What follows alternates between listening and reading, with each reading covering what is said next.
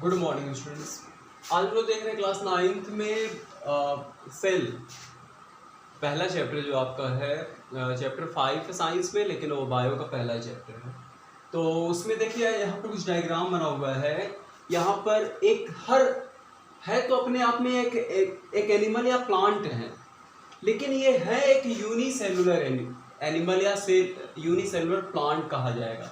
यानी जैसे ये एक अमीबा है, तो ये एक अमीबा है। तो अमीबा क्या होता है? अमीबा की पूरी बॉडी जो होती है ना, केवल एक सेल से ही बनी होती है और एक ही सेल इसकी पूरी बॉडी को बना रही है, इसलिए इसे स्ट्रक्चरल यूनिट भी कहा जाता है बॉडी की सेल को।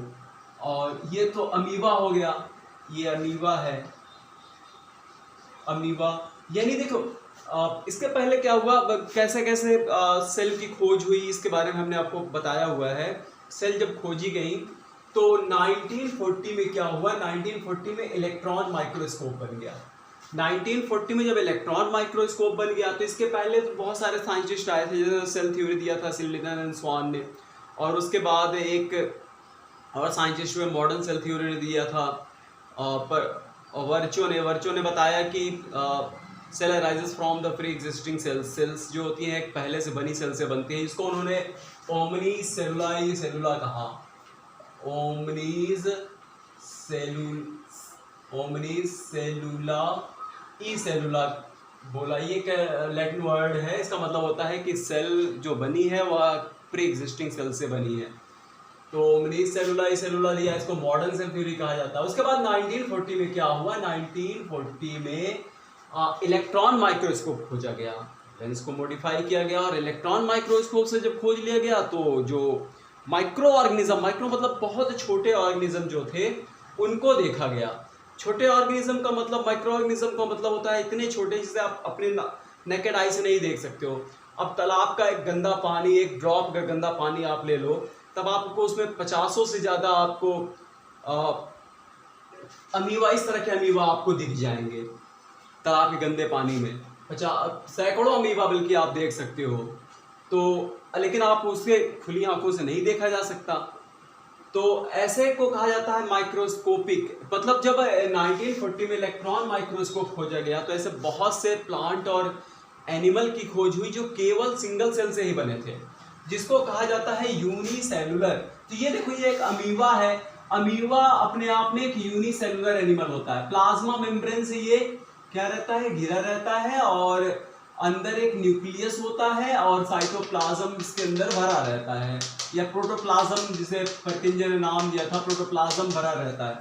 और अमीबा क्या करता है, अमीबा सुडोपोडिया, ये सुडोपोडिया मतलब नकली पैर आप कह सकते हो, उसी से ये फूड, जैसे ये सुडोपोडिया है, जैसे कोई फूड पार्टिकल्स इसके टकराता है तो ये सुडोपोडिया बनती जाती है और वह इनगल्फ कर लेता है उसको, उसको फैगोसाइटोसिस कर लेता है।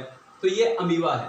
अमीबा एक ही सेल बहुत तरह का फंक्शन कर रही है, सब हर रेस्पिरेशन भी कर रहा है, न्यूट्रिशन भी कर रहा है, रिप्रोडक्शन भी कर रहा है, और सेल एक ही सेल से इसकी बॉडी भी बनी है।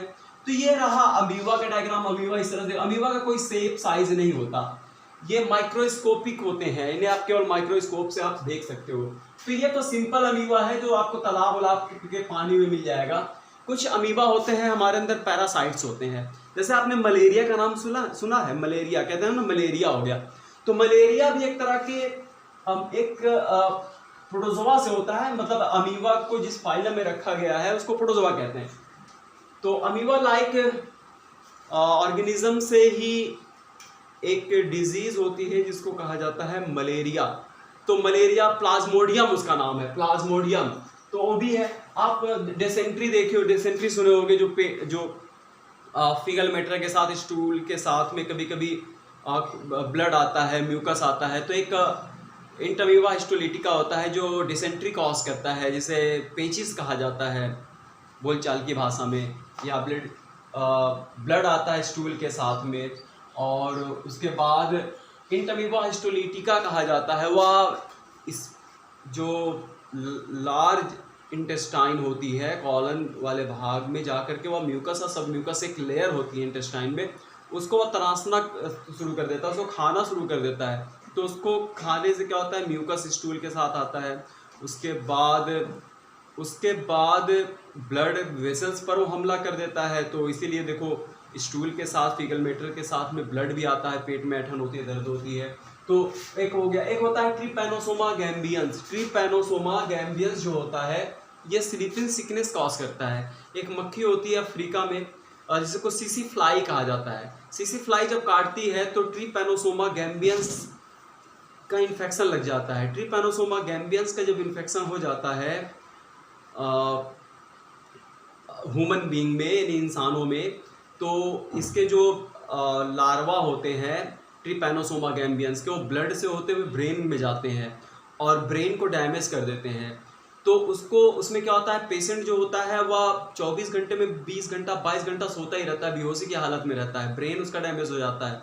ट्रिपैनो इसको कहते हैं स्लीपिंग सिकनेस। तो स्लीपिंग सिकनेस डिजीज कॉज करते हैं। तो वो सब क्या होते हैं, सब माइक्रोस्कोपिक होते हैं और एक ही सेल से उनकी पूरी बॉडी बनी होती है। तो स्लीपिंग सिकनेस से कॉज करने वाला अफ्रीका में होने वाली डिजीज होती है। उसके बाद देखो एक दूसरा माइक्रोस्कोपिक एनिमल होता है, इसको कहते हैं, इसका नाम है, जैसे ये अमीबा है तो ये पैरामीशियम है। इसको क्या बोलते हैं, इसको पैरामीशियम कहा जाता है। ये पैरामीशियम है, इसके चारों ओर सीलिया लगे होते हैं और इसमें देखो इसकी खास बात ये होती है, ये एक तरह का देखा जाता है ये एनिमल है, माइक्रोस्कोपिक एनिमल है पैरामीशियम। पैरामीशियम में ऐसे सीलिया लगी होती है, सीलिया के से ये क्या करते हैं, लोकोमोशन करते हैं, एक जगह से दूसरे जगह पे जाते हैं। इसमें देखो इसकी खास बात ये होती है, इसमें दो न्यूक्लियस होता है। एक छोटा न्यूक्लियस होता है जिसको माइक्रो न्यूक्लियस कहते हैं और एक बड़ा न्यूक्लियस होता है जिसको मैक्रो न्यूक्लियस कहते हैं। अगर आपसे पूछा जाए कि एक ऐसी सेल का नाम बताओ, एक ऐसी एनिमल सेल का नाम बताओ जिसमें दो न्यूक्लियस होते हैं, तो पैरामीशियम अपने आप में क्या है, अपने आप में एक एनिमल है। एक एनिमल है, लेकिन इसका बॉडी जो होता है सिंगल सेल से बना होता है, तो यूनिसेलुलर है। तो ये एक सेल भी है, ये एक सेल है, सिंगल सेल है। और अगर आप इस नाम याद रखो, पैरामीशियम का नाम बता दो। अगर आपसे पूछे कि एक ऐसी सेल का नाम बताओ जिसमें दो न्यूक्लियस होते हैं या एक से ज्यादा न्यूक्लियस होते हैं, तब आप सीधा कह दो कि भाई वो सेल जो है वो पैरामीशियम है। पैरामीशियम में दो, एक माइक्रो न्यूक्लियस है, एक मैक्रो न्यूक्लियस होता है। पैरामीशियम एक यूनिसेलुलर एनिमल है। उसके बाद देखो ये यूग्लिना है, इसको जो आप देख रहे हो इस तरह से ऐसे करके, ये यूग्लिना है। यूग्लिना भी तालाब वालाब में पाया जाता है, पैरामीशियम भी तालाब में मिलते हैं, ये भी तालाब में मिलता है। तो यूग्लिना क्या है, यूग्लिना एक तरह का देखा जाए तो ये क्या होते हैं, एक एनिमल होते हैं यूनिसेलुलर, एक सेल से ही बना होता है। तो ये जो भी डायग्राम आप यहाँ देख रहे हो वो सब सेलुलर है। इसको यूग्लिना कहते हैं, यूग्लिना। तो यूग्लिना की खास बात ये होती है, जानते हो इसमें दो फ्लैजिला होते हैं। फ्लैजिला से ये अपना लोकोमोशन करता है। दो फ्लैजिला होती है, ऐसे एक बड़ी फ्लैजिला होती है, छोटी फ्लैजिला होती है। यहाँ पर एक न्यूक्लियस होता है और इसके अंदर क्लोरोफिल होते हैं, क्लोरोप्लास्ट पाए जाते हैं, क्लोरोफिल होते हैं। मतलब ये यूग्लिना हरे रंग का होता है। तालाब का जो पानी होता है, स्टेगनेंट वाटर में भी ये यूग्लिना पाए जाते हैं। तो यूग्लिना की वजह से पानी का कलर जो होता है ना, वो हरा रंग हो जाता है, हरे कलर का हो जाता है यूग्लिना जब ज्यादा हो जाते हैं। तो देखो ये यूग्लिना है। यूग्लिना की खास बात ये है, ये एनिमल है लेकिन ये फोटोसिंथेसिस करते हैं। फोटोसिंथेसिस का मतलब ये सनलाइट में अपना फूड प्रिपेयर कर लेते हैं, फोटोसिंथेसिस करते हैं, अपना फूड खुद बना लेते हैं। और ये इसमें क्या होता है, देखो ये इसको प्लांट इसलिए नहीं कहा जाता क्योंकि इसमें सेल वॉल नहीं पाई जाती, इसमें सेल वॉल नहीं मिलती है, एनिमल है। अगर इसमें सेल वॉल पाई जाती, यानी जैसे मान लो कोई सेल है, तो सेल अगर है तो सेल के बाहर एक सेलुलोज की बनी एक कवरिंग होती है, तो इसको कहते हैं ये कि यह एक प्लांट है। अगर सेल वॉल मिलेगी तब वो प्लांट हो जाएगा, अगर सेल वॉल नहीं मिलेगी तो एनिमल होगा। तो यहाँ पर सेल वॉल तो नहीं पाई जाती, सेल वॉल ना पाए जाने की वजह से इसको जानते हो क्या कहते हैं, इसको एनिमल ही कहा जाता है। ये एनिमल ऐसे होते हैं जो हरे रंग के होते हैं, जो फोटोसिंथेसिस कर सकते हैं, और ये यूनिसेलुलर होते हैं, ये भी एक सेल के बने होते हैं। और कभी कभी क्या होता है, रात के अंधेरे में जब प्रकाश नहीं रहता तो अपने बॉडी सरफेस से ये फूड कैप्चर कर लेते हैं। ऑर्गेनिक सब्सटेंस जो होते हैं वो इसके बॉडी में अंदर चला जाता है, यानी यह अमीबा जैसा न्यूट्रिशन करता है। तो इसमें दो तरह का न्यूट्रिशन मिलता है। एक तो ये फोटोसिंथेसिस कर लेते हैं सनलाइट के प्रेजेंस में, अगर सनलाइट नहीं होती तो ये कहीं से भी अपना फूड कैप्चर कर सकते हैं, अंदर फूड को लेते हैं, और मतलब दोनों तरह का न्यूट्रिशन इसमें पाया जा रहा है। और ये क्या होती है, ये फ्लैजिला होती है। ये फ्लैजिला है, ये छोटे छोटे जो इसमें बना हुआ है यहाँ पर पैरामीशियम में, ये सीलिया है। तो ये क्या हो गया, ये यूग्लिना हो गया। ये सब जो आप देख रहे हो ये सब एक सिंगल सेल है, single cell. Paramecium, euglena, amoeba, हाँ ये आप जो देख रहे हो ना ये क्लेमाइडोमोनास है, ये प्लांट है, ये प्लांट है। लेकिन ये भी क्या है, यूनिसेलुलर प्लांट है, एक सेल से बना हुआ है। इसमें क्या होता है, ऐसे दो फ्लैजिला होते हैं और इस फ्लैजिला के मूवमेंट की वजह से ये वैक्यूल्स होती हैं और ये इतने छोटे होते हैं कि इसको आप आंखों से नहीं देख सकते, माइक्रोस्कोप से देखते हैं। क्योंकि इसमें सेल वॉल पाई जाती है इसलिए इसको क्या कह दिया गया, ये प्लांट कह दिया गया। यूनिसेलुलर ये प्लांट्स होते हैं। ये इसमें फ्लैजिला होती है, फ्लैजिला की वजह से ये ऐसे प्लांट हैं जो लोकोमोशन करते हैं, एनिमल की तरह एक जगह से दूसरी जगह पे जा सकते हैं। आपको बड़ी हैरानी हो रही होगी ना, आप सोचते होगे भाई प्लांट्स जो होते हैं यानी पेड़ पौधे जो होते हैं वो उसमें लोकोमोशन नहीं होता, वो एक जगह से दूसरी जगह पे नहीं जा सकते। लेकिन ये सब यूनिसेलुलर एक सेल के बने हुए प्लांट्स हैं, ये लोकोमोशन करते हैं। फ्लैजिला जब हिलती डुलती है तो फ्लैजिला में मूवमेंट की वजह से ये एक जगह से दूसरी जगह पे जाने वाले प्लांट्स हैं। इसको कहते हैं, इसका नाम है Chlamydomonas,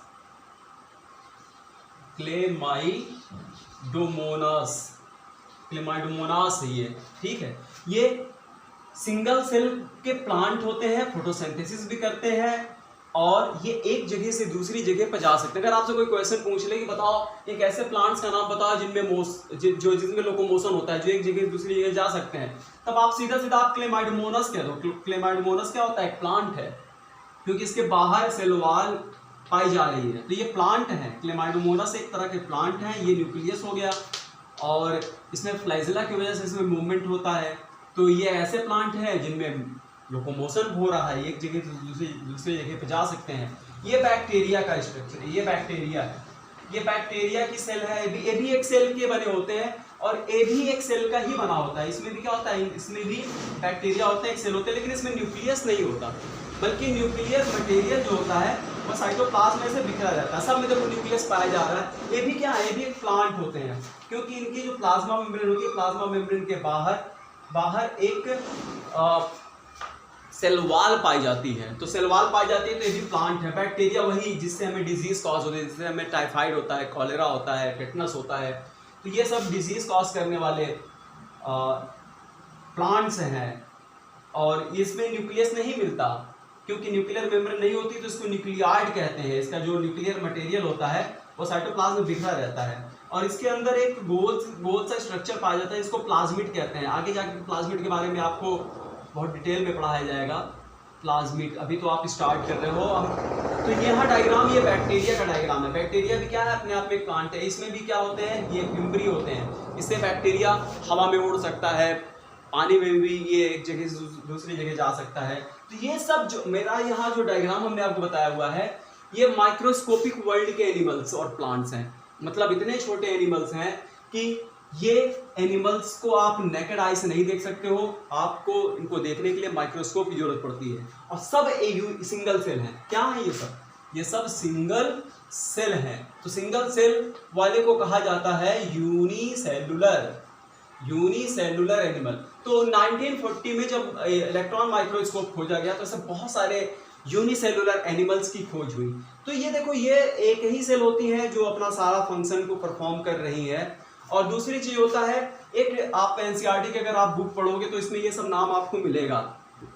NCERT according to NCERT हम पढ़ा रहे हैं आपको, तो आप देखोगे तो आपको ये पैरामीशियम, यूग्लिना, ये सब आपको मिलेंगे। तो इसका ये समझना आपके लिए जरूरी है कौन कैसे होता है, ये आप जान लीजिए। और दूसरी चीज ये है कि एक होता है डिवीजन। देखो, ये तो सिंगल सेल एनिमल हो गए। अब ये सिंगल सेल एनिमल जो होते हैं ये केवल सिंगल सेल के बने होते हैं और एक सेल ही पूरा फंक्शन को परफॉर्म कर रही है।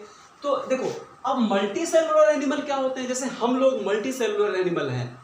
और जैसे फंजाई हो गए, प्लांट्स हो गए। फंजाई जैसे आप देखे होंगे, फंजाई जैसे बारिश के दिनों में लकड़ी उकड़ी पर देखो एक टोड स्टूल उगाता है ना, जिसको हम लोग अपने बोलचाल की भाषा में एगरिकस कहते हैं या तो टोड स्टूल बोलते हैं। तो वो सब देखो, यहाँ कभी कभी लकड़ियों में फूल रस ऐसे मतलब फंगस उगाते हैं। तो या आप रोटी वोटी में देखो, रोटी या ब्रेड जो होती है बारिश के दिनों में उस पर वो क्या कहते हैं म्यूकर आ जाते हैं। तो ये सब क्या होते हैं, तो आप आगे मिलेगा भी आपको। तो ये सब क्या है, ये सब एक तरह के प्लांट्स हैं और एनिमल्स हैं मल्टी सेलुलर, जिनकी बॉडी बहुत सेल से मिलकर बनती है। तो एक वर्ड आपके एनसीईआरटी में मिलता है, division of labour. Division of labour, division of labour का मतलब क्या होता है? इसका मतलब होता है कि मल्टी सेलुलर एनिमल के लिए कहा गया है। ये जो एनिमल है ये सिंगल सेल के बने होते हैं, तो इनका जो बॉडी का ऑर्गेनाइजेशन होता है, बॉडी ऑर्गेनाइजेशन जो होता है ये क्या है, बॉडी ऑर्गेनाइजेशन। तो मल्टी सेलुलर एनिमल का मतलब होता है, ये तो आप जो देखे ये सिंगल यूनिसेलुलर थे, अब मल्टी सेलुलर एनिमल या प्लांट्स का मतलब ये होता है कि इनका बॉडी जो होता है, इनका पूरा बॉडी बहुत सारी सेल्स से मिलकर के बना होता है। तो यहाँ पर डिवीजन ऑफ लेबर, यानी ये जो आप देख रहे हो सिंगल सेल स्ट्रक्चर देख रहे हो, ये क्या करते हैं, ये सिंगल सेल स्ट्रक्चर जो है ये सिंगल सेल, हाँ तो ये स्टूडेंट देखिए यहाँ मल्टी सेलुलर की बात कर रहे हैं, ये सब यूनिसेलुलर थे। तो इनका बॉडी का जो ऑर्गेनाइजेशन होता है ना वो सेलुलर लेवल का होता है। अब मल्टी सेलुलर एनिमल जो होते हैं इनका बॉडी सेल से मिलकर बना होता है, यानी डिवीजन ऑफ लेबर देखने को मिलता है। डिवीजन ऑफ लेबर का मतलब आप ये समझ सकते हो कि मल्टी सेलुलर एनिमल जो होते हैं वह सेल्स मिलकर के टिश्यू बनाती हैं। अब टिश्यू मिलकर के ऑर्गन्स बनाते हैं, और ऑर्गन्स मिलकर के सिस्टम बनाते हैं। अब जैसे सर्कुलेटरी सिस्टम हो गया, ब्लड को पंप करता है, और रिप्रोडक्टिव सिस्टम हो गया जो रिप्रोडक्शन में हेल्प करता है, डाइजेस्टिव सिस्टम हो गया जो डाइजेशन में हेल्प करता है। तो इस तरह से डिवीजन है, मतलब सेल्स टिश्यू बना रही है, टिश्यू ऑर्गन बना रहा है, ऑर्गन सिस्टम बना रहा है, ऑर्गन सिस्टम बन रहा है, तब जाकर के कहीं बॉडी मिल रही है। तो यानी बॉडी में अलग अलग तरह के सिस्टम होते हैं जो फंक्शन करते हैं, तो उसको कहते हैं टिश्यू लेवल ऑर्गेनाइजेशन या ऑर्गन सिस्टम या ऑर्गन लेवल ऑर्गेनाइजेशन। तो इस तरह का ऑर्गेनाइजेशन अभी आपको आगे मिलेगा। तो ये मल्टी सेलुलर के लिए आता है डिवीजन ऑफ लेबर, यानी सेल्स मिलकर के टिश्यू बनाती है, टिश्यू मिलकर के ऑर्गन्स बनाते हैं, और ऑर्गन्स मिलकर के फंक्शन करते हैं, तो सिस्टम बनता है। तो ये रहा डिवीजन ऑफ लेबर। ये मल्टी सेलुलर एनिमल के लिए वर्ड यूज किया जाता है division of labour. Division of labour में मल्टी सेलुलर एनिमल्स आते हैं, आप सीधा आप ये कह सकते हो कि सेल्स मिलकर के टिश्यू बनाती है, टिश्यू मिलकर के ऑर्गन्स बनाते हैं, ऑर्गन सिस्टम बनाते हैं, और तब जाकर के बॉडी बनता है। इस तरह से आप हमारे जो मल्टी सेलुलर एनिमल्स होते हैं उसमें डिवीजन ऑफ लेबर देखने को मिलता है। ये सिंगल सेल स्ट्रक्चर थे। अब इसके बाद आपको हम आगे बताएंगे कि सेल्स अपने फंक्शन, जैसा वो फंक्शन करती है, जैसे अब नर्व सेल्स हो गई, नर्व सेल क्या करती है, इम्पल्स को ले आने का काम करती है। जैसे वायर होता है, इलेक्ट्रिक करंट को, इलेक्ट्रिक को ले मतलब सप्लाई देता है, पावर सप्लाई देता है। उसी तरह से क्या होते हैं ना हमारे बॉडी में, जैसे मान लो आप कहीं चोट लगी तो उसकी फीलिंग जो होती है यहाँ से स्टिमुलस को ले जाती है, इम्पल्स को ले आती हैं, तो नर्व सेल होती है, नर्व सेल लंबी होती हैं। कुछ आपको अभी कुछ सेल्स के बारे में अब बताएंगे, क्योंकि एनसीईआरटी में सेल्स के स्ट्रक्चर के बारे में थोड़ा सा दिया हुआ है कि सेल टाइप क्या होते हैं। तो ये रहा आपका डिवीजन ऑफ लेबर, और ये सब इसको आप समझ लीजिए। फिर नेक्स्ट डे आपको कुछ सेल्स का डायग्राम बना करके आपको समझाएंगे। Thank you. ओके।